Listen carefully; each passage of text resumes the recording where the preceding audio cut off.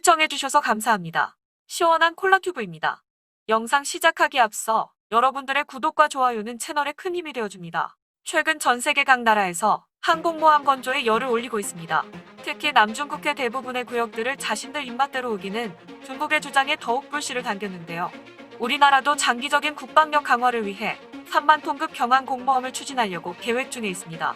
옆나라 일본 같은 경우에는 2만 7천 톤급인 이즈모 상륙함을 개조해 경항 공모함으로 배치하려고 하며 추가적으로 영국의 7만 톤급 퀸 엘리자베스급을 구매하려는 계획도 추진 중에 있습니다.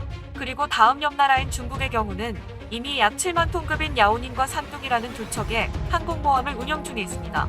하지만 사출식 캐터펄트가 아닌 스키점프대로 날아오르는 방식이라 제대로 된 기능을 발휘하기 힘들며 중국 전투기들의 고질적인 문제인 엔진 출력 부족으로 인해 미사일을 장착하고 항모에서 이륙하기가 힘든 문제가 있습니다. 신나게 비웃고는 싶지만 그럴 수도 없는 상황인 게 토강대국 미국을 제외한 수많은 선진국들 중에 아직 현대식 항모용 사출 캐터펄트를 만들 수 있는 나라가 없습니다. 영국의 퀸 엘리자베스급도 이륙은 스키점프대로 하며 착륙은 수직 착륙하는 미국의 F-35B 계열로 운영할 예정이라고 합니다.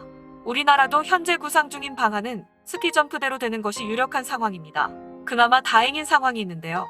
이미 12척의 대형 항모를 운영하는 미국은 매번 소규모 분쟁 지역이나 항모를 배치하려고 할 때 대형 항모를 보내기에는 비용과 시간 그리고 위험을 감수하는 부담을 줄이기 위해 아메리카급 상륙함을 경항모처럼 운영하려는 움직임을 보이고 있습니다. 그래서 필자는 미국의 아메리카급 항모에 우리나라 국방부가 많은 참고를 하였으면 하는 바람입니다.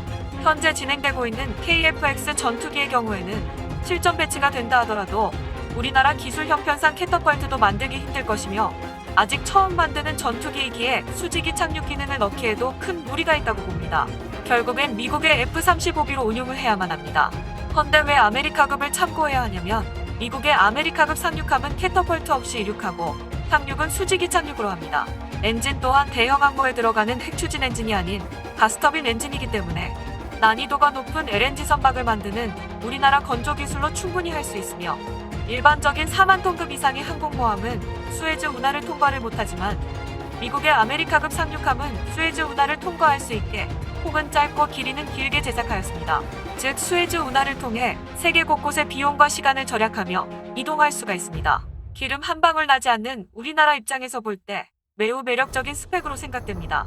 현재 국방부에서 우리나라 항공모함을 3만 톤급으로 생각을 가지고 있는 것도 건조 이후의 유지비 때문에 3만 톤급으로 계획 중이다라는 정보도 곳곳에서 나오고 있다고 할 정도라 미국의 아메리카급이 비용이 좀 더 들더라도 제대로 된 경항 공모함을 가지고 있는 게 좋지 않을까 하고 생각해 봅니다. 7만 톤급 항모를 두 척이나 가지고 있으나 제대로 운영을 못하는 중국을 보면 오히려 어설프게 만들 바에야 작더라도 제대로 된 일대의 항모를 보유하는 게 더 좋게 느껴집니다. 그리고 기본적으로 배가 작으면 연료와 무기, 그 밖에 특수 비행기 또는 헬기 등을 부족하게 운용해야 하며 배의 크기가 작은 만큼 항속거리도 상대적으로 짧아지는 문제점이 있습니다.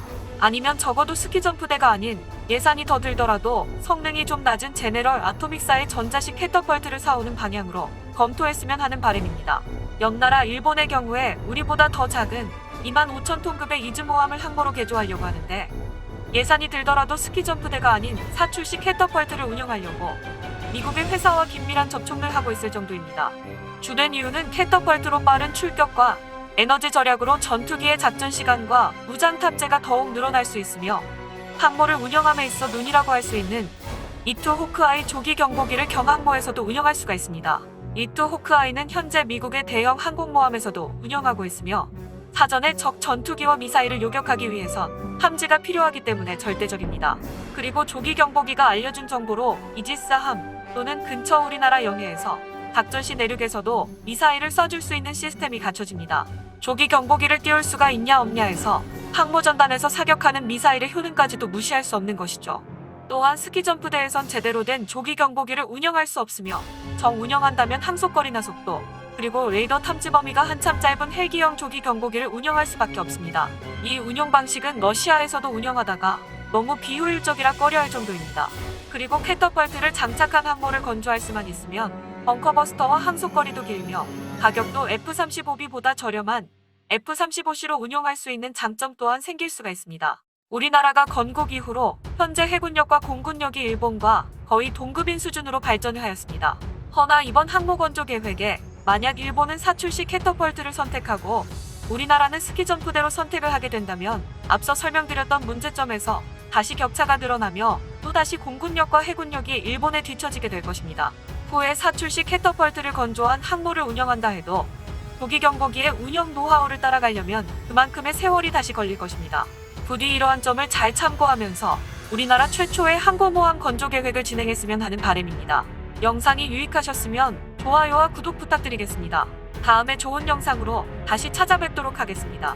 감사합니다.